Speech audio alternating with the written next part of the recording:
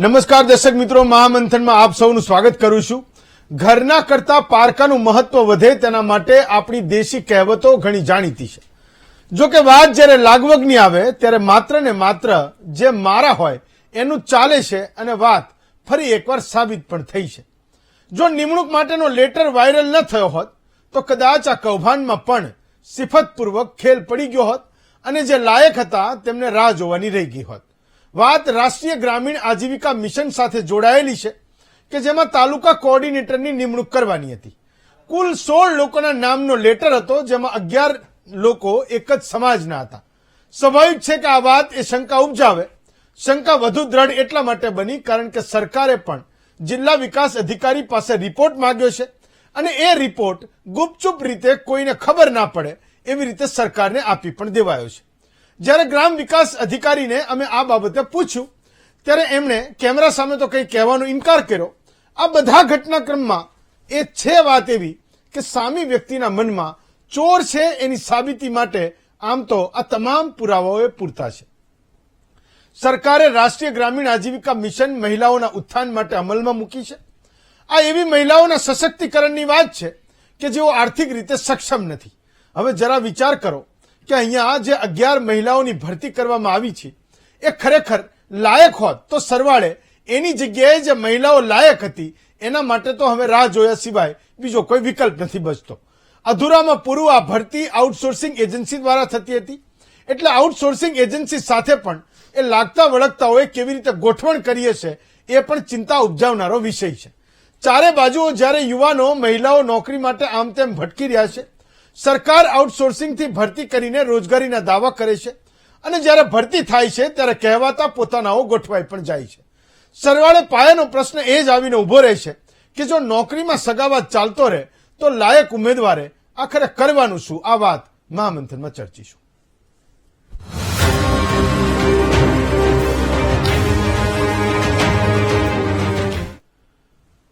તો જ્યારે નોકરીની વાત આવે, કોઈની આજીવિકાનો પ્રશ્ન આવે તો આપણે બધા એવું ઈચ્છીએ છીએ કે આ સંપૂર્ણ પારદર્શક વહીવટ થાય. જો એ સરકારી નોકરી છે તો પણ ભલે, જ્યારે સરકાર એવું કહે છે કે એણે બધું કામ એ ઓનલાઈન કરી દીધું છે અને મેરિટના આધારે યુવાનોની ભરતી કરે છે, કંઈ વાંધો નહીં. પણ સરકારનો જેટલો ફોર્સ છે એના કરતા જાજો ફોર્સ સરકાર જે કામમાં લે છે, મારી અને તમારા માટે જે યોજનાઓ ચલાવે છે, એમાં જે મોટા ભાગનો ફોર્સ છે એ આઉટસોર્સિંગ એજન્સી દ્વારા એ કોન્ટ્રાક્ટ પર લીધેલા લોકો છે. એટલે સરકાર એવી વચ્ચેની કંપનીઓને પૈસા ચૂકવે, એને કહી દે કે મારે ફાર્માસિસ્ટ જોઈએ છે, એટલે પેલો માલ હાજર કરે કે 11, 12, 15 લોકો છે જે જોઈએ. હોસ્પિટલ, સ્કૂલો, તમારી જિલ્લા વિકાસ એજન્સીઓ, તમે નામ લો, સરકારી કોઈ પણ વિભાગનું નામ લો. વચ્ચે તો હાઈકોર્ટ બગડી હતી કે તમે લોકો એ ફાયર બ્રિગેડના એક્સપર્ટને પણ તમે કોન્ટ્રાક્ટ પર બહારથી લાવી રહ્યા છો, જ્યારે કે આ સ્કિલ્ડ કામ છે, કોઈનો જીવ બચાવવાનું કામ છે, જવાબદારીનું કામ છે. પેલો જેથી ભાગી ગયો તેથી બચાવવા કોણ જશે? ખેર, એ વિષય આજે જુદો છે. પણ સરકાર એવી 2 યોજનાઓ ચલાવે છે જેના માટે અમે પણ વારંવાર રિપોર્ટ કરતા રહીએ છીએ. સરકારને એ અરીસો ધરતા રહીએ છીએ કે અમારા કેમેરા પણ એ વાતને જોવે છે. એ તમારા માણસો કરે તો પણ ભલે, તમે આઉટસોર્સિંગથી લાવેલા માણસો એ ગરીબો માટે કામ કરે તો પણ ભલે, કે તમે આઉટસોર્સથી જેની ભરતી કરી છે એ પણ એ ગરીબો માટે કરે તો પણ ભલે, પણ અમે પણ એ જોઈએ છે અને તમારે પણ એ જોવાની જરૂર છે. એવી એક ગામડામાં ચાલતી યોજના છે જેનું નામ મિશન મંગલમ છે. શહેરોમાં આ યોજના ચાલે છે તો એને એ દીનદયાલ અંત્યોદય યોજના કહે છે. સરકાર આ 2 યોજનાઓ એ લાઇવલીહુડના નામે એ ગામડાઓમાં અને શહેરોમાં ચલાવે છે. પણ આજે જે વિષય પર આપણે વાત કરી રહ્યા છીએ એમાં એ શંકા ઉપજાવે છે વાત કે વાસ્તવમાં એ મંગળ પણ કોનું થઈ રહ્યું છે અને અંત્યોદય પણ કોનો થઈ રહ્યો છે, એટલે કે ઉદય પણ કોનો થઈ રહ્યો છે. એ સરકારના બાબુએ કરેલા એક પરિપત્ર, હું કહું છું કે આદેશ છે, એ આદેશ એની સાક્ષી પૂરે છે કે વાસ્તવમાં કોનું મંગળ કરી રહ્યા છે. પરિપત્ર લખનાર મને લાગે ગ્રામ વિકાસ કમિશનર અથવા જિલ્લા વિકાસ અધિકારી હશે, કારણ કે લખાયો છે એ તાલુકા વિકાસ અધિકારીઓને આદેશ કરીને લખાયો છે, એમને કહેવાયું છે. તો આ 2 હોદ્દા ઉપરથી હશે. પણ મેં કીધું એમ કે આ એટલા બધા ડરપોક લોકો છે કે એને એવું લાગે કે આ નેતાના આદેશ પર ક્યારે હું ફેરવાઈ જઈશ તો એને ના નહીં પાડે, પરિપત્ર કરી દેશે, પણ જવાબદારી એ કોઈ લેવા તૈયાર નહીં થાય. ખેર, એ પરિપત્ર હું વાંચું છું, મે બી કદાચ તમને સોશિયલ મીડિયાથી પણ એ ખબર પડી હશે. એ પરિપત્ર જિલ્લા તાલુકા વિકાસ અધિકારીઓને એ સંબોધીને લખાયો છે અને પંચમહાલના એ 6 તાલુકાઓના તાલુકા વિકાસ અધિકારીઓને કહેવાયું છે. એ ઘોઘંબા, ગોધરા, હાલોલ, કાલોલ અને મોરવા હડપ અને શહેરા, આ 6 ગોધરાના એ આદિવાસી વિસ્તારના તાલુકાઓના તાલુકા કમિશનરને ઉદ્દેશીને પત્ર લખાયો છે કરતા આદેશ થયો છે, એ હું વાંચું છું. ઉપરોક્ત વિષય અન્વયે જણાવવાનું કે અત્રેની જિલ્લા વિકાસ ગ્રામ એજન્સીની NRLM યોજનાના તાલુકા કક્ષાએ ક્લસ્ટર કોઓર્ડિનેટરની 16 ખાલી જગ્યા પૈકી 16 જગ્યાઓ પર માનનીય સિનિયર જનરલ મેનેજરશ્રી અને નિયામકના 100 તારીખ પર નોંધ પર મળેલા સૂચના મુજબ નીચે મુજબના યોગ્ય લાયકાત ધરાવતા ઉમેદવારોને શ્રીના ટેકનોલોજીસ ગોધરા આઉટસોર્સ એજન્સી દ્વારા નિમણૂક આપવા જણાવેલ છે. તેથી એજન્સીના નિમણૂક પત્રથી આપની કક્ષાએથી ક્લસ્ટર કોઓર્ડિનેટરની તરીકે હાજર કરવા જણાવવામાં આવે છે. મુદ્દો એવો છે કે નીચેથી કોઈ નેતાએ આદેશ કર્યો હશે કે આ 10 નામો છે સમાજના છે ને તમારે લઈ લેવાના છે. જિલ્લા એ ગ્રામ વિકાસ એજન્સી છે એ માની લેશે, એનો અધિકારી માની લેશે અને તાલુકા વિકાસ અધિકારીને એવો આદેશ કરે છે કે આ 2 આઉટસોર્સિંગ એજન્સીને અમે કીધું હતું એ 16 માંથી આ 11 લોકોની તમારે ભરતી કરવાની છે અને એને તમને માણસો આપી દીધા, બધા એક જ સમાજના લોકો જેને તાલુકા કોઓર્ડિનેટર તરીકે એ નોકરી આપવામાં આવી. કંઈ વાંધો નહીં. આ વાતની સોશિયલ મીડિયાથી અમને જાણ થઈ. અમે એ સરકારનું ધ્યાન પણ દોર્યું કે કંઈ વાંધો નહીં, તમારી પાસે એવા કોઈ સક્ષમ લોકો હોય અને 11 જરૂરિયાતમંદ તો હશે જ, ખબર નથી, પણ જો ખરેખર એ સક્ષમ હોય, એ ગરીબો મહિલાઓ માટે ડિલિવર કરનારા લોકો હોય, એમને યોજના સમજાવી શકે એવા લોકો હોય. સરકાર એવું કહે છે કે આ ગરીબ મહિલાઓ 1000 કરોડનું ટર્નઓવર કરે છે, એ સ્વ વિકાસ સહાય યોજના એમના દ્વારા જ ચાલે છે, 10 રૂપિયા 100 રૂપિયા જોડીને એ એકબીજાનું ભલું કરી રહ્યા છે, ગુજરાતના વિકાસમાં યોગદાન આપી રહ્યા છે. તો 1000 કરોડ મેનેજ કરવામાં કદાચ ગોધરામાં એ 50 કરોડ 60 કરોડ 40 કરોડ મહેનત થતા હશે, તો કદાચ એમાં આ સક્ષમ લોકો હોય તો કંઈ વાંધો નથી. પણ જો એ સક્ષમ ના હોય, કોઈ એક સમાજના હોય તો પણ વાંધો નથી, કોઈ એક સમાજના લોકો હોય બધા સક્ષમ હોય તોય વાંધો નથી. પણ એ વાસ્તવમાં ચકાસવાની જરૂર છે, એને કંઈક ટેસ્ટર અડાડવાની જરૂર છે કે આમાં ક્યાંય ભાણિયા ભત્રીજા વાદની કોઈ ગંધ તો નથી આવતી ને, કે એ તો કોઈ આમાં ઘૂસી નથી ગયું ને. આ વાતની જાણ થઈ, સરકારે તપાસના આદેશ આપ્યા. હમણાં જ મને જે મેસેજ મળ્યો છે એ તમે વિચાર કરો કેવા લોકો છે.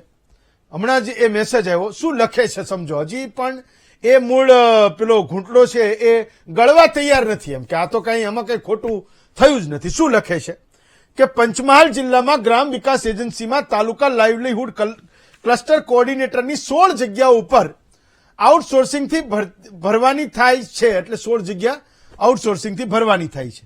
જે પૈકીની તાલુકા કક્ષાએ ક્લસ્ટર કોઓર્ડિનેટરની કુલ 16 જગ્યા માટે લાયક અલગ અલગ જ્ઞાતિના ઉમેદવારોની પસંદગી કરવામાં આવી હતી. એટલે 16 માંથી એમ કે બધા અલગ અલગ કરવામાં આવ્યા હતા, ખાલી 11 જ એક સમાજના હતા. જે પૈકી ભરવાડ જ્ઞાતિના 11 ઉમેદવારો અલગ અલગ કારણોસર, જેવા કે પગાર ઓછું હોવાથી, નોકરીનું સ્થળ દૂર હોવાથી ફરજ પર હાજર થયેલ નથી અથવા નોકરી માટે સહમતિ દર્શાવેલ નથી. જેથી હાલમાં 5 ઉમેદવાર પૈકી પરમાર જ્ઞાતિના 1, ઠાકોર જ્ઞાતિના 1, આહિર જ્ઞાતિના 1, રબારી જ્ઞાતિના 1 અને ગઢવી જ્ઞાતિના 1 અલગ અલગ જ્ઞાતિના ઉમેદવારો ફરજ પર હાજર થયેલ છે.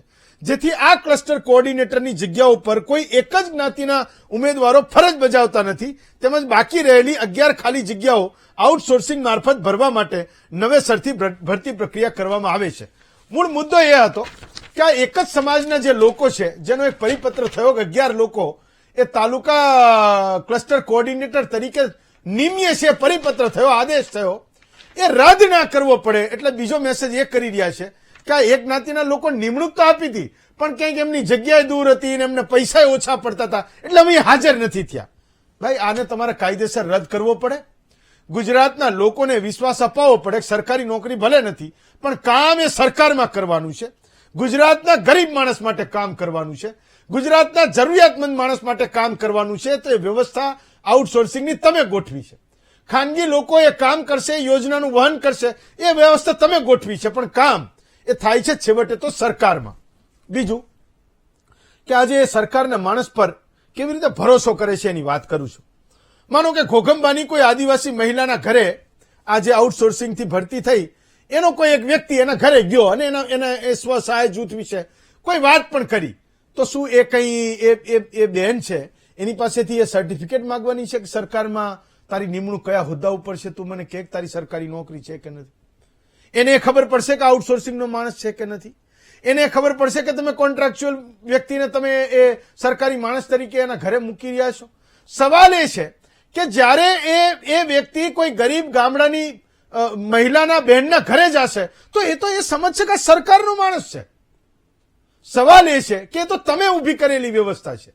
તો આજે તમે રાતોરાત એવું કહી દો છો કે આમાંથી એ કઈ હાજર થયો નથી. હું માનું છું કે આ ખૂબ ગંભીર વાત છે. પારદર્શકતાના નામે આવા બધા ડીંડક આપણે ચલાવી ના શકીએ. આપણે એ પારદર્શક રહેવાની વાતો કરીએ તો આપણે કરવી પણ પડે.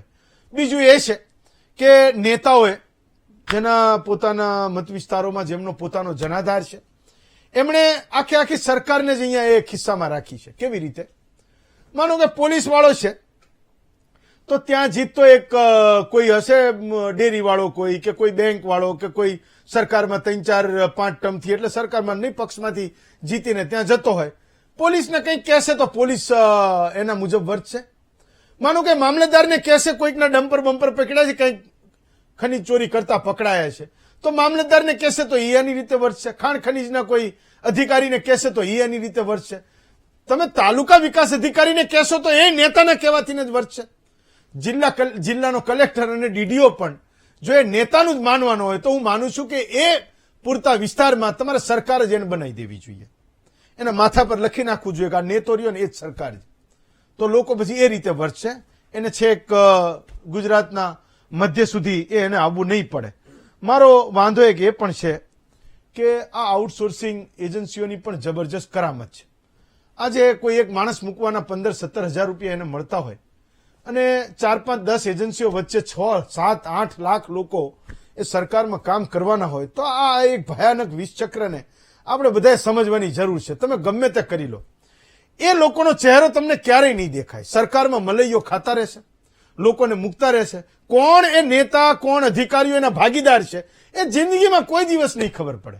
તમને ક્યારેય એ જાણે જ નહીં થાય કે સરકારના ખાતામાંથી હજારો કરોડ રૂપિયા દર મહિને એસ્ટ્રો અકાઉન્ટ બનાવવાના હતા, બધું છોડી દો, કોઈના ખાતામાં જમા થઈ રહ્યા છે તો વાસ્તવમાં એનો લાભ લેનારા છે કોણ? 12,000 રૂપિયામાં ફાર્માસિસ્ટ કામ કરતો હોય એનો પગાર એ સરકારી ચોપડે 30,000-32,000 બોલતો હોય, માત્ર ને માત્ર સંચાલન મેનેજમેન્ટ કરવાના નામે તમે 20,000 રૂપિયા ખંખેરી લેતા હોય તો આ કેવડા મોટા પૈસા થયા અને કોને રસ ન પડે? સવાલ એ છે કે એવડા મોટા પૈસા છે કે નેતાઓની દાઢ પણ ડળકે. તો એ જ હોય ભેગા, એ ના હોય તો પેલાને કોન્ટ્રાક્ટ પણ ન મળે. તમે આ જે કોન્ટ્રાક્ટર છે મને લાગે બીજા દેશોમાં ટાપુ ખરીદી લે એટલા બધા એમની પાસે પૈસા થાય. તમે કોઈ દિવસ ગામમાં એમને જોશો નહીં, એમનો કોઈ ચહેરો જ નથી. શું કામ? એટલા બધા લો પ્રોફાઇલ રહીને કામ કરશે, ક્યાંક ઝપટે ના ચડી જઈએ. નામ હોય પણ ચહેરો ન હોય, નામ હોય પણ એની પાછળનું નામ કોણ હોય એ કોઈને ખબર ન પડે. હું માનું છું કે આ એક આપણા બધાની સામે એ હરીસો ધરનારું એક ઉદાહરણ છે. પણ મારું તો એવું માનવું છે કે જનતાની આંખે પણ પાટા બાંધ્યા હોઈ શકે. દર વખતે આવા નેતાઓ એ જનતાના મત પર વધારે વજૂદવાળા એ થતા જાય છે અને કાંઈ એવું પણ બને કે આપણે લોકો એટલે જનતા એ આવા નેતાઓને જોવા માંગતી પણ નથી.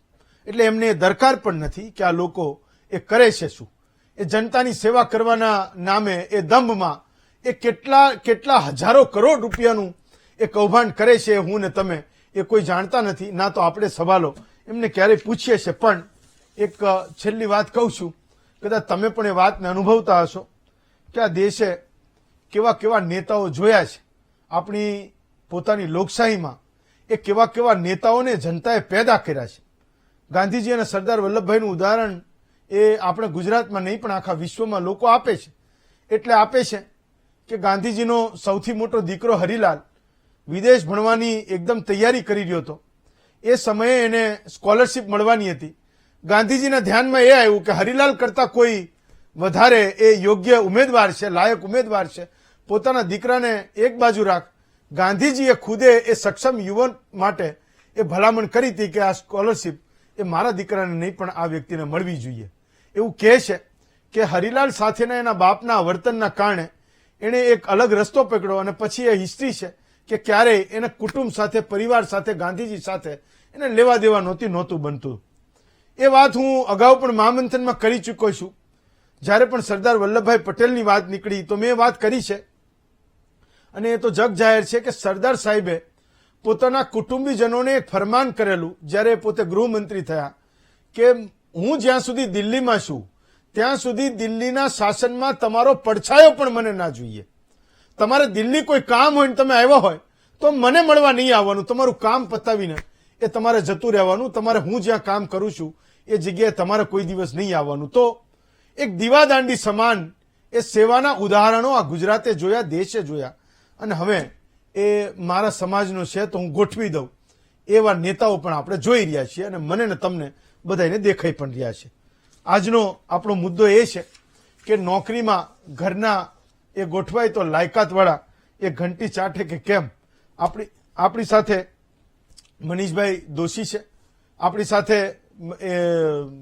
ભાઈ એક નિખિલેશ મકવાણા કરીને નોકરી ઈચ્છુક યુવાન છે, આપણી સાથે દીપેશ જૈન છે, પોતે સામાજિક કાર્યકર છે, આપણી સાથે અમિત કવિ છે, એ કાયમ માટે આઉટસોર્સિંગમાં જે લોકો કામ કરે છે એના માટે લડતા પણ રહે છે અને ગૌરાંગભાઈ રાવલ છે, પોતે પણ સામાજિક કાર્યકર છે. ભાજપ આજે આ ચર્ચામાં જોડાવાનું નથી, એનો મત એમને રાખવો નથી. સૌથી પહેલા અમિતભાઈ હું તમારાથી શરૂઆત કરું છું. અમિતભાઈ, તમે તો આ બધા લોકો માટે લડો છો, હું જાણું છું, પણ મારો સવાલ એ છે કે આઉટસોર્સિંગ એજન્સી કોઈ એક સમાજના લોકોને ગોઠવે તો એનો પોતાનો અંતરાત્મા પણ ક્યાંય નહીં ડંખતો હોય કે પછી એને માત્ર ને માત્ર નેતાઓના આદેશને જ માનવા છે, જે એના મેન્ટર છે, કદાચ એના ભાગીદાર છે અને એમને જ ગોઠવી દેવા છે. એ કે એટલે બધું પતી ગયું. એ શું કરવા ગુજરાતના ગરીબ લોકોની ચિંતા કરે? એ શું કામ એક ગુજરાતના ગરીબ લોકોની એમ ચિંતા કરે કે સક્ષમ નથી ને હું એને કોઈ કામ સોંપીશ તો એનું ભલું થશે કે નહીં થાય? એ શું કરવા ચિંતા કરે કે કેન્દ્ર અને રાજ્ય સરકારના હજારો કરોડ રૂપિયા એ ગરીબી નાબૂદી માટે જે ખર્ચાઈ રહ્યા છે એ યોગ્ય લોકો સુધી નહીં પહોંચે તો મારું શું? એને શું લેવા દેવા? એના ખાતામાં કેટલાક પૈસા જમા થાય, વાત પૂરી થઈ ગઈ. હું સક્ષમ છું, હું કહી દઉં કે મારા સમાજના 11 લોકોને લઈ લેજે, ખાલી એ નહીં લઈ લેશે.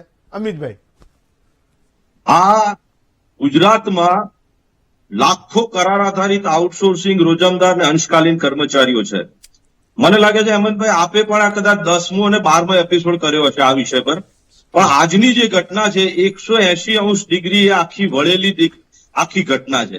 યોગ્ય શૈક્ષણિક લાયકાત ધરાવતો ગુજરાતનો યુવાન પેટે પાટા બાંધીને મોંઘવારીમાં એક યુવાન શિક્ષણ પ્રાપ્ત કરે અને નોકરી પ્રાપ્ત કરવાના સપના જુએ અને એને કરાર, આઉટસોર્સિંગ, રોજમદાર અને અંશકાલીન જેવી નોકરી મળે એટલે એ દયનીય પરિસ્થિતિ કહેવાય. આજની ઘટના એવી છે કે ગુજરાતમાં 5 થી 6 લાખ લોકો કરાર આઉટસોર્સિંગમાં કામ કરે છે. નિયમિત અને ફિક્સ કરાર કર્મચારીઓ, નિવૃત્ત કરાર આધારિત કર્મચારીઓ જે હમણાં જોયું આપે નિવૃત્ત થયા ગુજરાતમાંથી, બરોબર, કરાર આઉટસોર્સિંગ અને કરાર આધારિત 11 માસના કરાર કર્મચારીઓ અને આઉટસોર્સિંગ કર્મચારીઓ, આ 4 પ્રકારના કર્મચારીઓ છે. હવે આ આઉટસોર્સિંગ કર્મચારીઓ જે છે એ લોકો યોગ્ય શૈક્ષણિક લાયકાત ધરાવે છે. કરાર આધારિત કર્મચારીઓ સીધી સરકાર સાથે જોડાયેલા છે. એમના કરાર 3 મહિના, 6 મહિના અને 11 મહિના રિન્યુ થાય. આઉટસોર્સિંગ કર્મચારીઓ સીધા કંપની સાથે જોડાયેલા છે. હવે અંગ્રેજોની જેમ ઈસ્ટ ઇન્ડિયા કંપની ભારતમાં આવી અને અડિંગો જમાવી એમાં રાફડો ફાટ્યો છે આ કરાર આઉટસોર્સિંગ કંપનીઓનું. આ આઉટસોર્સિંગ કંપનીઓએ ગુજરાતના યુવાનોનું, પ્રજાના ટેક્સના પૈસાનું લોહી ચૂસ્યું છે. આજની ઘટના પરથી એવું લાગે છે કે આ ઘટના જે મળતિયાઓએ કરી છે એ બીજાઓ મને પણ શીખવા મળશે, બીજા જિલ્લા, ત્રીજા જિલ્લામાં પણ આ ઘટનાનું અનુસરણ અને અનુકરણ થશે તો આવનારા સમયમાં કદાચ ગુજરાતમાં ગંભીર ઘટનાઓ બનશે એવું દેખાઈ રહ્યું છે. જી ગૌરાંગભાઈ, મને તો એક સીધી સાદી સમજ, એટલે હું તો ઘણા બધા અંશે એ વાતને સમજુ છું, પણ મારા દર્શકો કદાચ એ વાતને નહીં સમજતા હોય. તમે તો આ તમામ યોજનાઓમાં પણ કામ કરી ચૂક્યા છો.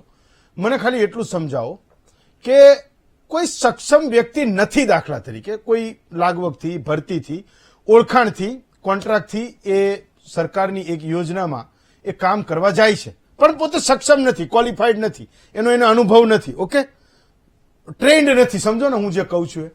તો એ ગરીબ ગામડાની મહિલા બહેન માટે એ કામ કરવા જાય છે તો એ ગરીબને શું ફરક પડે છે, એને શું એનો ગેરલાભ થાય, લાભ થાય, શું થાય? કોઈ ઓળખાણવાળી વ્યક્તિ એ યોજના સમજાવવા માટે જાય તો શું થાય? હું એ સમજવા માંગુ છું.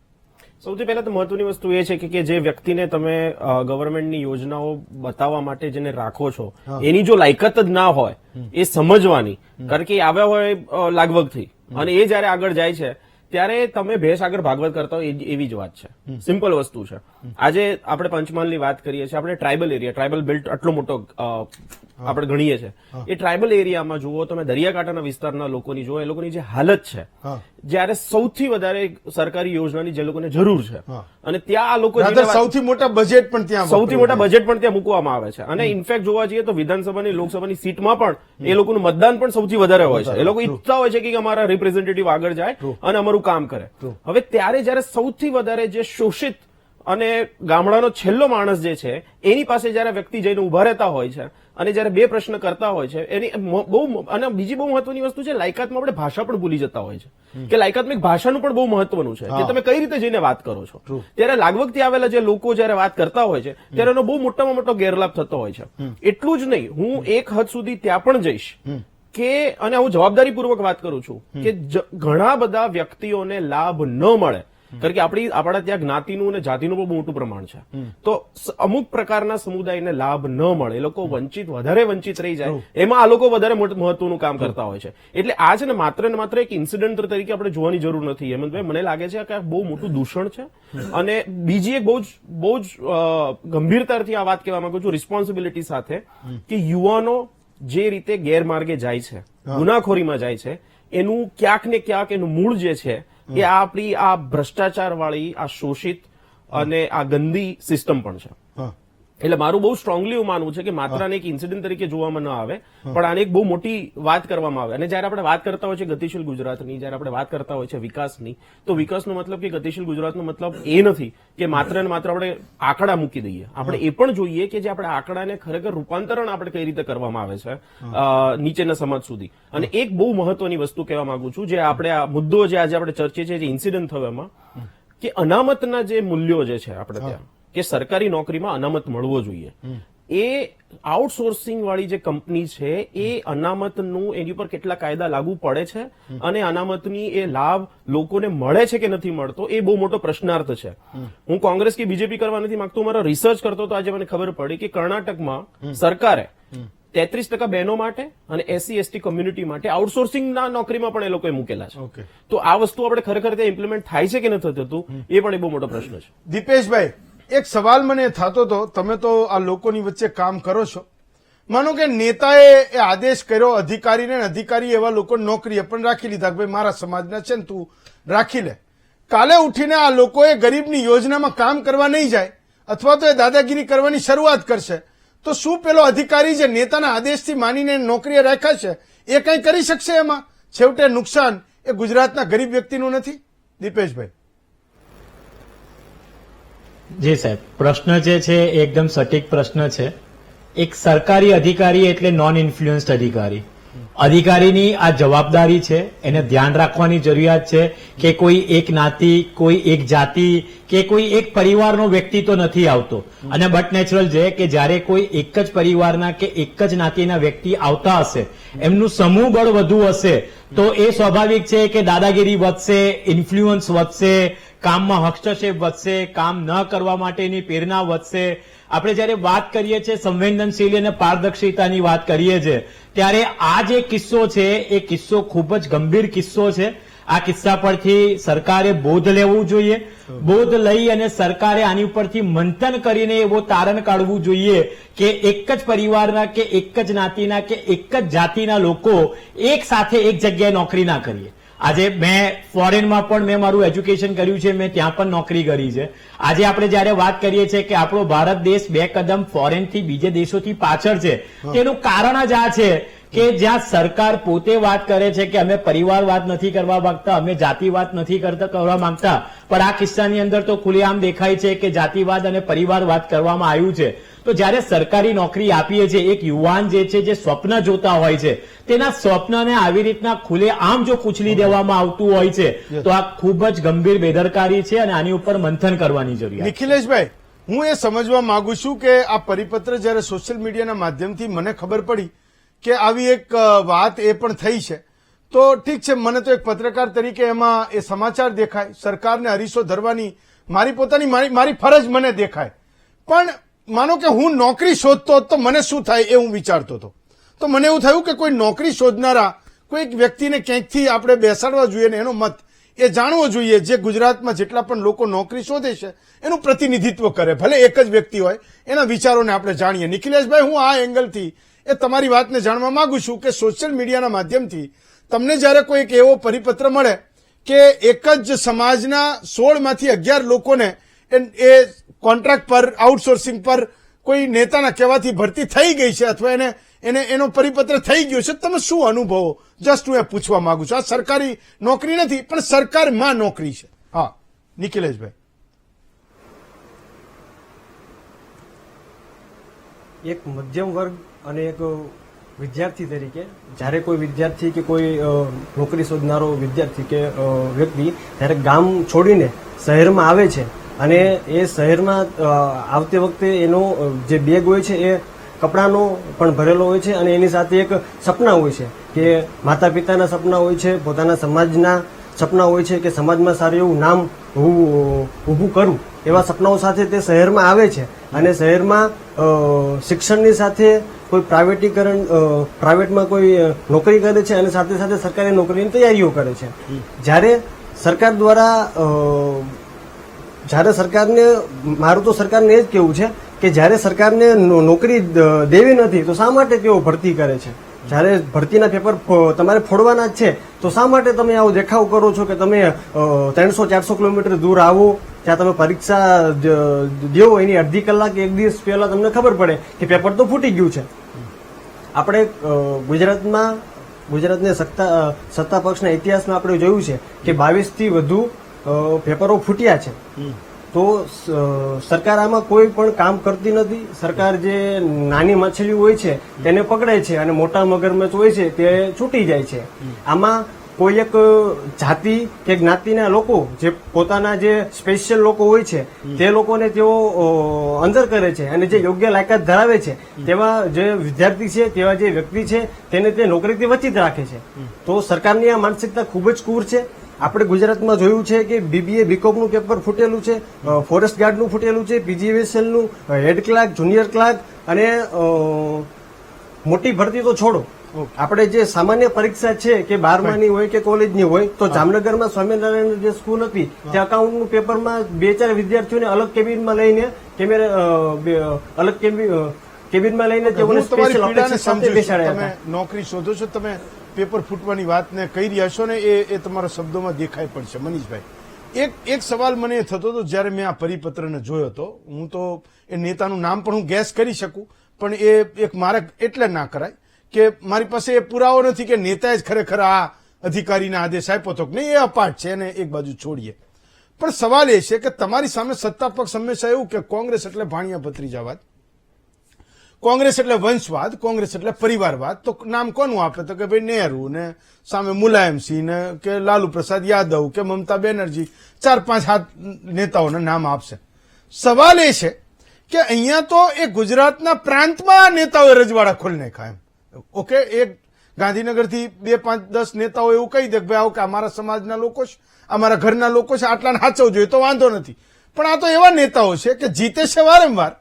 મંત્રી તો ઠીક છે, વારો આવે ના આવે એક આખો જુદો મુદ્દો છે, પણ જ્યાં એનો વિસ્તાર છે, જ્યાંથી જીતે છે ત્યાં એકદમ દુકાનો ખોલી નાખી. ભાઈ હું જ છું, અહમ બ્રહ્માસ્મિ, બીજું કોઈ નહીં, હું જ સરકાર, તમારે બાકી ક્યાંય જવાની જરૂર નથી.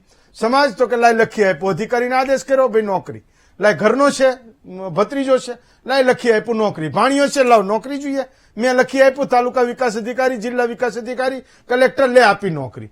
મુદ્દો એ છે કે આ તો સમજાય પણ નહીં. આ તો લેટર કોકે બહાર પાડ્યો એટલે ખબર પડી કે આ બધી દુકાનો ચાલી રહી છે, નહીતર તો આ કોઈને ધ્યાનમાં પણ ન આવે. અને હવે જે આ વાળવાનો પ્રયત્ન કરી રહ્યા છે એમને કરવાની જરૂર ના પડે.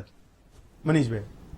હેમંતભાઈ, આ એ પ્રકારનો પત્ર આપણી સામે આવ્યો છે જે ગુજરાતના દરેક વિભાગમાં અને દરેક જગ્યાએ જિલ્લામાં ચાલતા એવા પ્રકારના કારનામા અને કાવતરાનો છે, કૌભાંડનો, કે જેના કારણે ઉજ્જવળ ભવિષ્ય માટે ચિંતા કરીને રાત દિવસ મહેનત કરીને ઉજ્જવળ ભવિષ્ય બનાવવા માંગતા ગુજરાતના યુવાન યુવતીઓની સાથે ભવિષ્ય સાથે રમત રમવાનો છે. પેપર ફૂટે, પુલ તૂટે, ભ્રષ્ટાચાર થાય, કૌભાંડ થાય, આઉટસોર્સિંગ કોન્ટ્રાક્ટ, ગેરરીતિ, માલામાલ બીજો થાય, પગાર ઓછો ચૂકવાય, એવી અનેક પ્રકારની ઘટના કરતા મોડેસ ઓપરેન્ડીને સમજવા જેવી. ગૌરાંગભાઈ બહુ સરસ મજાની વાતને આને સામાજિક પરિપ્રેક્ષ્ય સાથે એમને કાંઠા વિસ્તાર 1600 કિલોમીટર આપણો દરિયાકિનારો, કાંઠા વિસ્તારમાં કામ કરતા દરિયાકિનારા એ બાજુ જેને રિયલ જરૂરિયાત છે સરકારની વિવિધ યોજનાઓની કલ્યાણલક્ષી સરકારની જવાબદારી છે કે સરકારની કલ્યાણકારી યોજનાના છેવાડાના લોકો સુધી પહોંચે. છેવાડાના લોકો કોણ પણ એ ડિફાઇન કરવામાં આવા લોકોનો આખો ખેલ ચાલે છે. કઈ રીતે અંબાજીથી ઉમરગામ સુધીમાં આપણે એક સૌથી મોટી, હું એટલા માટે આમાં મને સમય આપજો, આ કૌભાંડને સમજવા જેવું છે. લાઇવલીહુડ મિશન એની યોજનાની આવી, કરોડો રૂપિયા ભારત સરકારમાંથી આવે, અહીંયાથી આવે, મિશનનો ડાયરેક્ટર હોય એની બી બારોબાર કરોડો રૂપિયાના લાભો મળે, એના ડિપાર્ટમેન્ટની અંદર જુદા જુદા મેનેજરો નિમાઈને આખી સર્કિટ ચાલે.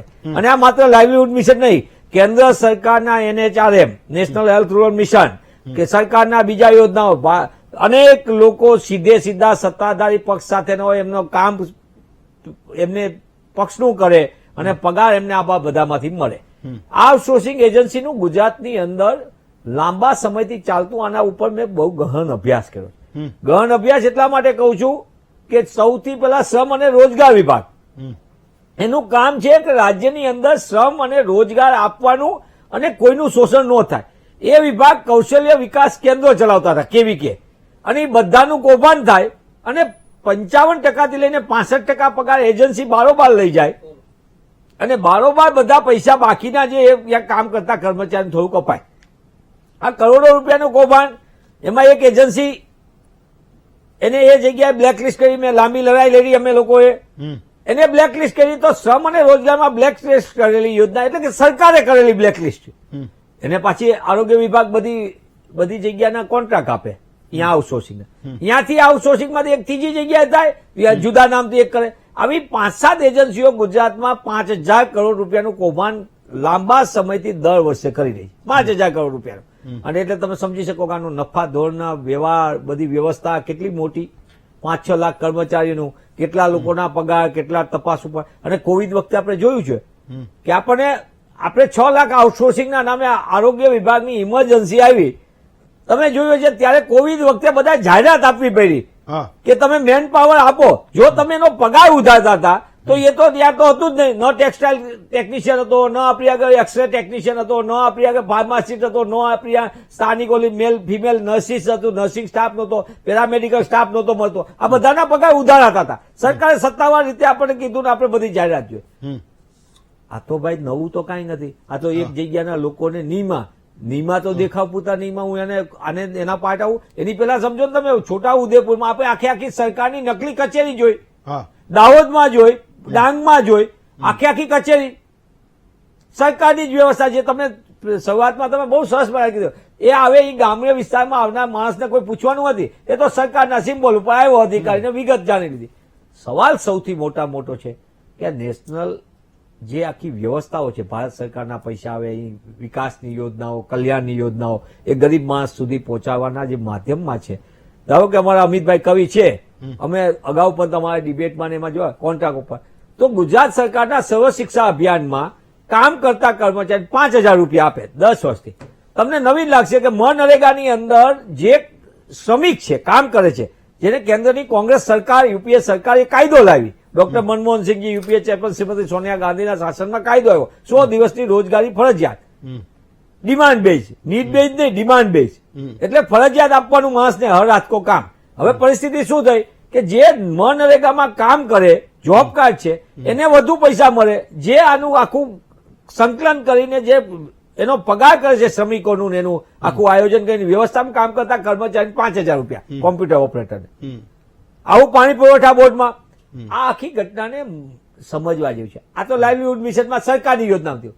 તમે જુઓ છો ગુજરાતની સહકારી બેંકોમાં શું છે, દૂધ સંઘોની અંદર શું છે, સંપૂર્ણ સમાજના જોડા ઉપર ભાઈ સંપૂર્ણપણે મંડળીઓનો માણસ, મંડળીઓનો કોટા, બેંકોનો કોટા. સહકારી બેંકોમાં શું છે, ભાવ બોલાય છે, આપશ્રી સહિત બધાએ આપણે જોયું છે. એપીએમસીમાં શું છે, સહકારી સંસ્થામાં સંપૂર્ણપણે જ્ઞાતિવાદ જાતિવાદ મારા સમાજનો મારો પૈસા લઈને મોટા પાયે કરોડો રૂપિયાનો ભ્રષ્ટાચાર અને એના કારણે તમે જુઓ સહકારમાં લોકોને એટલો બધો રસ અને કરોડો રૂપિયાનું ઓલું સુવિધા મોટી વ્યવસ્થા મોટી અને નામ કલ્યાણનું કે અમે સેવા કરી છે સહકાર.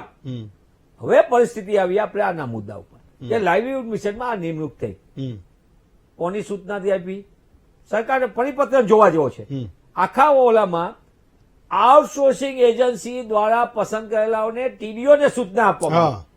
તમે વિચાર કરો. એટલે સરકારી માણસ એવું કહે છે કે સરકારી માણસને કે આ લોકો છે એને તમારે રાખી લેવાના છે. નહીં એટલે આખી વ્યવસ્થા કઈ રીતની તમે જુઓ.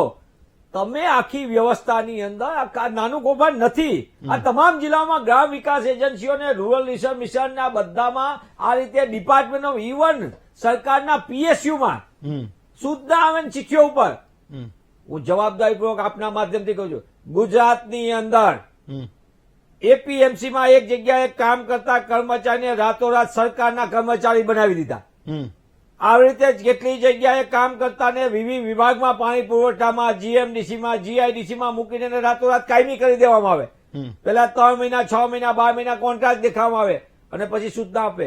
Gujarat state petroleum corporation GSPC 20,000 કરોડના કૌભાંડની આખા દેશમાં ગાયજું મોટું કૌભાંડ આખું સારામાં સારું આજે એ એટલું બધી ખોટ કરી એટલું બધું ખરાબ હોય અંતે ઓએનજીસી ને પધરાવી દેવામાં આવ્યું નવરત્ન કંપની. જે લોકો કૌભાંડ લાયા એ તો બધા તમારામાંથી ભાજપમાં જતા રહ્યા.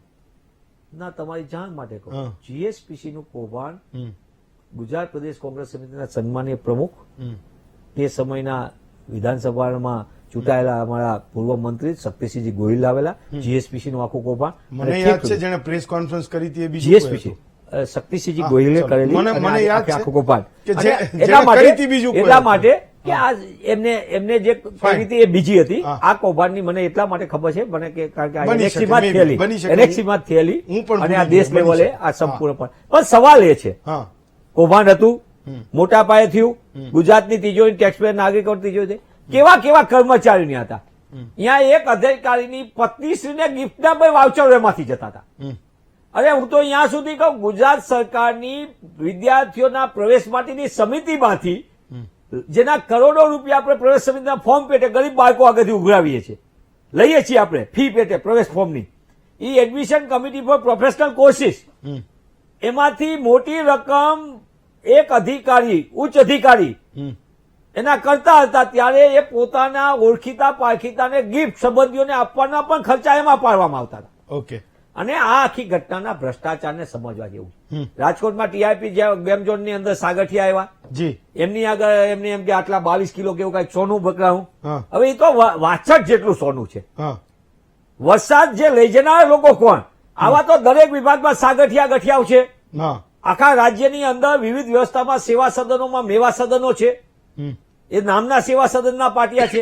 ઓકે. ત્યારે લાઇવલીહુડ મિશનની અંદરની આ ભરતીને સમજવા જેવી છે. હા. આ ભરતીનો હું હેમંતભાઈ તમને અને વીટીવીની ટીમને અભિનંદન આપું છું. એક પત્રકાર તરીકે બી તમે વોટ્સઅપમાં આવેલા સમાચાર ઉપરથી આ જાગૃત કરી સરકારની નીતિને નિયત સાફ હોય તો સરકારે આવા તો ગામે ગામ જિલ્લા કક્ષાની વિવિધ પ્રકારની આવી યોજનાઓમાં મનગમતાને ચાહીતા લોકોને ભરી દેવાનું સરકારનું મોટા પાયે કૌભાંડ ચાલે છે. હા અને આ માત્ર તો લાઇવલીહુડ મિશનનું બહાર લાવ્યા તમે. ઓકે. તમે આની તપાસ કરવામાં હું આ વીટીવીના માધ્યમથી સરકારને કહું છું જી ભાજપાના લોકો એટલા માટે દૂર રહ્યા છે કે ભાઈ અમે કરી નાખ્યું છે. તમારે જેટલી બૂમો પાડવી અમારે નથી. અમારે ગઠિયા પકડાશે બીજાને પકડશું. સાગઠિયામાંથી ત્રીજે જશું ત્રીજામાં ચોથે જશું. અમારે તો દેત્રોજા હતા જલ નિગમમાં તો કેટલા મોટું થયું. અહીંયા દેત્રોજા 55 લાખ રૂપિયા સાથે GLDC. મુખ્યમંત્રી કાર્યાલય ત્યાંથી તમે હવે જ્યાં કૌભાંડ થયું ને તો કે ભાઈ આપણે ખેત તલાવીને બધું બંધ કરી દો આપણે કૌભાંડ થઈ ગયું છે નવો ડિપાર્ટમેન્ટ ખોલો નવું કૌભાંડ કરો નવું.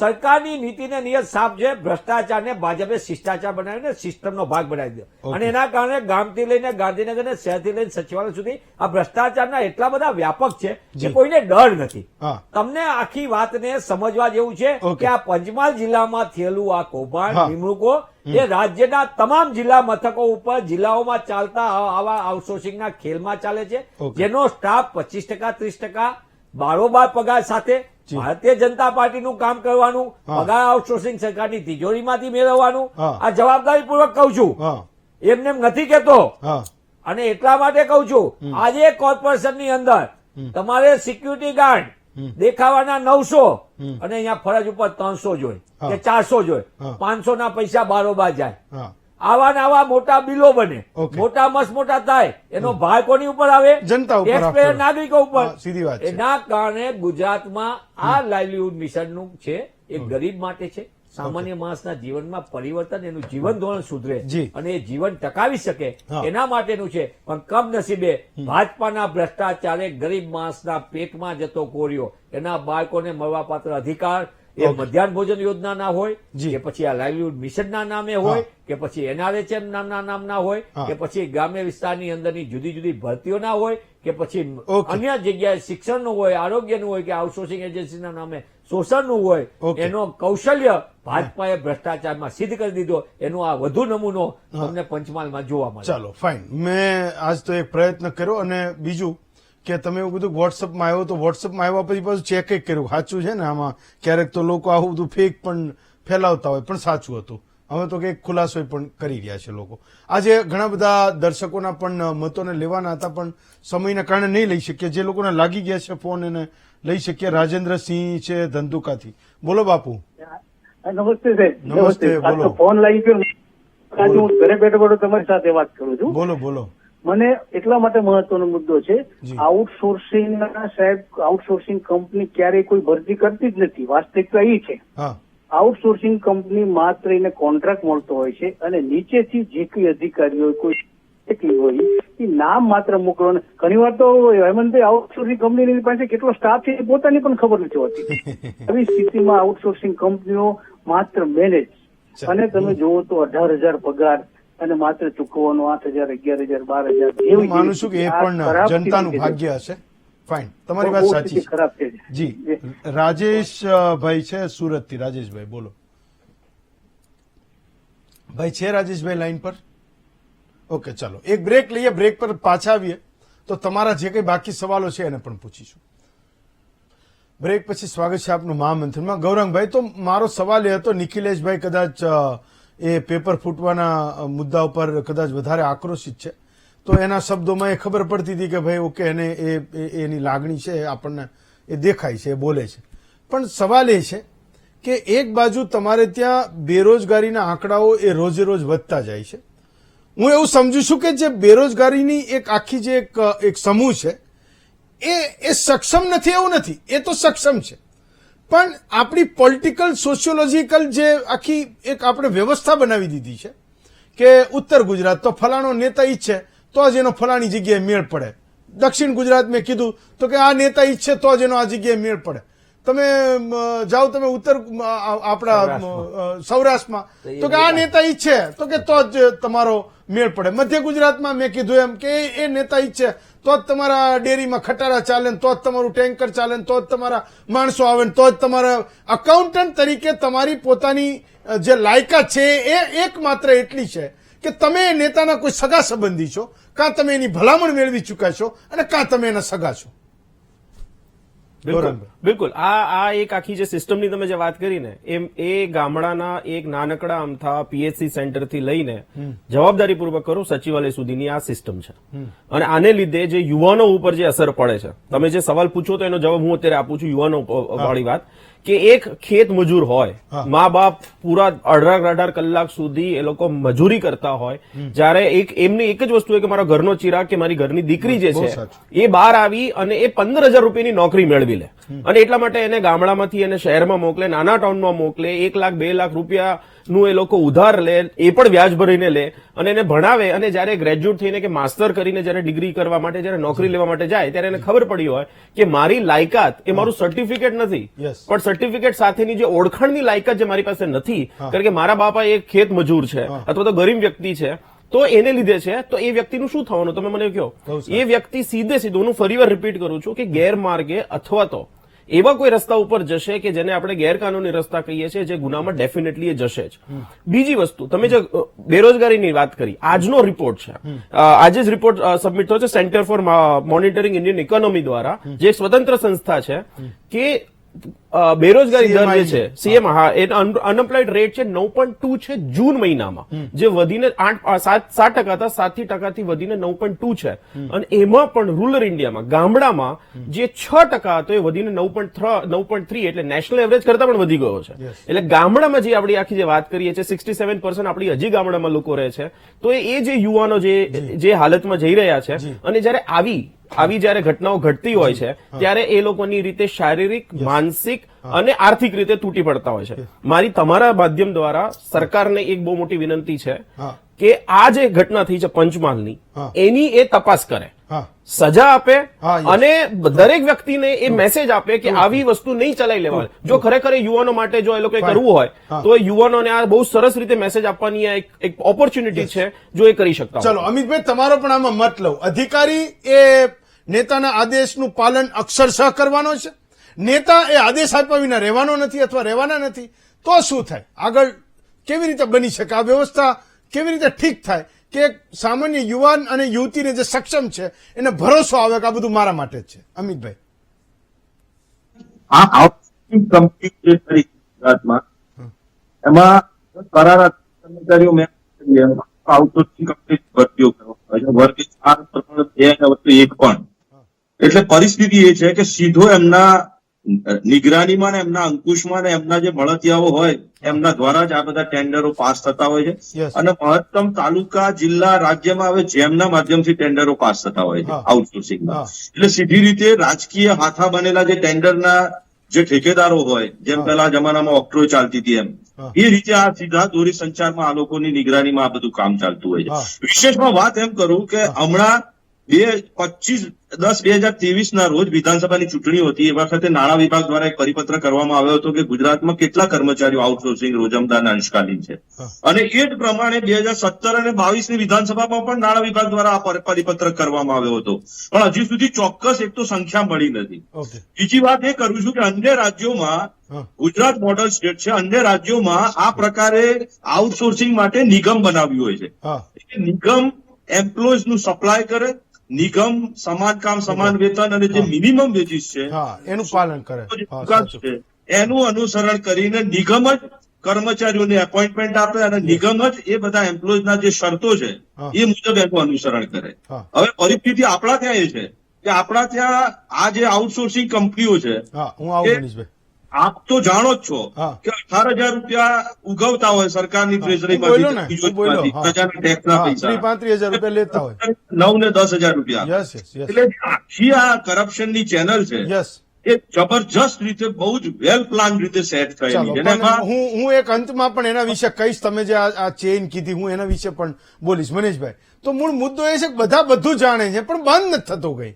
એટલે રોજ એક નવી એક વાત, તમે માનો કે આજે ખોદવા જાઓ, તમે એ વાતને સમજવા, રોજ એક નવી વાત તમને આવે છે. મારે રોજ નવું એક મહામંથન આ જ વિષય ઉપર કરવું પડે, રોજ થાય. હેમંતભાઈ, અતિ પ્રમાણમાં ભ્રષ્ટાચાર. એક મિનિટ છો મનીષભાઈ. એટલે આખા ભ્રષ્ટાચારના એટલા બધા ગોઠવણો તંત્ર છે કે જેના કારણે તમે જ્યાં ગોતો અહીંયા, હવે ન્યૂઝ એ છે કે આ વિભાગમાં ભ્રષ્ટાચાર થતો નથી. તમે સમજો, ગુજરાતમાં જે પ્રકારના કરોડો રૂપિયાના ભ્રષ્ટાચાર એટલે બહુ સાચી રીતે કહું કે આમાં માત્ર આઉટસોર્સિંગ કોન્ટ્રાક્ટમાં માત્ર આર્થિક શોષણ નથી થતું. અનેક કિસ્સાઓ એવા સામે આવ્યા છે. આપણે જામનગર સિવિલ હોસ્પિટલનું એમપી યાની કોલેજનું ને હોસ્પિટલનું આવ્યું હતું કે અહીંયા બીજા પણ શોષણો થાય છે અને એના ભોગ બને છે મજબૂરીમાં માણસો. સાથે સાથે એક સૌથી ચિંતાનો છે, આ તો પરિપત્ર વોટ્સઅપમાં આવ્યો, તમે કન્ફર્મ કર્યો. Ahmedabad municipal corporation, mega city, આપણે ટ્રાન્સપરન્ટ વહીવટની, ડિજિટલ ગુજરાતની બધી વાત કરીએ, એમને ભરતીનું મલ્ટીપર્પઝ હેલ્થ વર્કરનું લિસ્ટ બનાવ્યું, ભરતીની પ્રક્રિયા અને બધા નિયમ પ્રમાણે કર્યું, દેખાવ કર્યો, એ કર્યું. હવે કર્યું એનું લિસ્ટ જ જાહેર નથી કરતા. હવે લિસ્ટ જાહેર કરે તો ખબર પડે ને કોણ મામા માસીનો ભણાનો કે મેરિટ ઉપર ભણાનો. નથી તમે મેરિટ જાહેર કરતા, નથી તમે કટ ઓફ જાહેર કરતા, કોને કેટલા માર્ક આપ્યા, શું કાંઈ. આ તમારી કઈ પ્રકારનો પારદર્શક ભ્રષ્ટાચાર છે. હું આને પારદર્શક ભરતી નથી કહેતો, પારદર્શક ભ્રષ્ટાચાર કહું છું. હું આપના માધ્યમથી કહું છું, અમદાવાદ મ્યુનિસિપલ કોર્પોરેશનની ભરતીઓના ગોટાળા પરકાષ્ઠા, રાજકોટ મ્યુનિસિપલ કોર્પોરેશનમાં પરકાષ્ઠા, Vadodara municipal corporation, Surat municipal, આ બધી જગ્યાએ છે. અમદાવાદ મ્યુનિસિપલ કોર્પોરેશનના સત્તાધીશોએ જો ખોટું ન કર્યું હોય તો તેમને તાત્કાલિક લિસ્ટ બહાર પાડવું જોઈએ અને કયા મેરિટના આધારે એમની ભરતી થઈ છે એનું સંપૂર્ણ પારદર્શકતા સાથે વેબસાઇટ ઉપર મૂકવું જોઈએ. આપણે કોઈ પણ કેમેરામાં ઝડપે તો આપણો મેમો દેખાડી દે છે તો આપણા શહેરની અંદર જે મલ્ટીપર્પઝ હેલ્થ કામ કરવાનું એનું મેરિટ સાથે કોણ લાગ્યો છે ખબર પડવું જોઈએ, જેથી કરીને આપણને ખબર પડે કે કેની કેવી ગોઠવણ હતી. આ તમને પંચમહાલ જેવું જ કૌભાંડ એમાં આવશે, એવું જ રાજકોટમાં આવ્યું હતું પેલા સામે, એવું જ તમને વડોદરા આવ્યું હતું, એવું જ સુરત આવ્યું હતું. અમદાવાદ મ્યુનિસિપલ કોર્પોરેશન એટલે જાહેર નથી કરતી, એમને ખબર છે કે ખાનગીમાં ગોઠવણ થઈ ગઈ છે, જાહેર પાર પડશું તો ખુલ્લી પડી જશે. હું તો એ કહું છું કે કાયમ અમિતભાઈએ શરૂઆતમાં એવું કીધું કે તમે 10મી 12મી ચર્ચા એ કરી રહ્યા છો અને પૂછી રહ્યા છો. અગાઉ તો ભાજપ વાળા પણ આવતા હતા. સવાલ એ છે અમિતભાઈ કે જ્યારે પણ તમે કોઈ એ વ્યવસ્થાઓમાં સુધાર માટેના સવાલ પૂછવા જાઓ તો જે વાસ્તવમાં આનાથી જેને ગેરફાયદો છે, માનો કે આજે એક ફાર્મસીમાં, એક સિવિલ હોસ્પિટલમાં 100 ફાર્માસિસ્ટની જરૂર છે, સરકારી નોકરી નથી આપતા અને આઉટસોર્સથી ભરતી કરે છે, તો એ નુકસાન તો એ યુવાનોનું જ થયું. તમે એને પૂછવા જાઓ તો કે હું નહીં બોલું. આપણે કે કેમ નહીં બોલે? તો કે હું બોલું ને તો એમ કે મારી નોકરી જતું. એટલે 12,000ની તારી નોકરી છે, મિનિમમ વેજ કરતા તારા ખાતામાં ઓછા પૈસા આવે છે. મને લાગે આ જે અનસ્કિલ્ડ વર્કર હોય ને એના માટેનો સરકારનો નિયમ મને લાગે ગૌરાંગભાઈ કહેશે 360 કે 375 રૂપિયા આપણા ગુજરાતનો છે. હા, તમે આ તમે ગણો, તમે રોજના 300 રૂપિયા, તોય હું થયા એ શું મળ્યા એમ? તો કે ના, કે મારી નોકરી જતી રહેશે. કાં તો કે આઉટસોર્સિંગ વાળો કાઢી મૂકશે. એટલે 12,000ની નોકરી છે. 12,000ની નોકરી તું અત્યારે નહીં બોલું, કરજે આખી જિંદગી ગુલામી.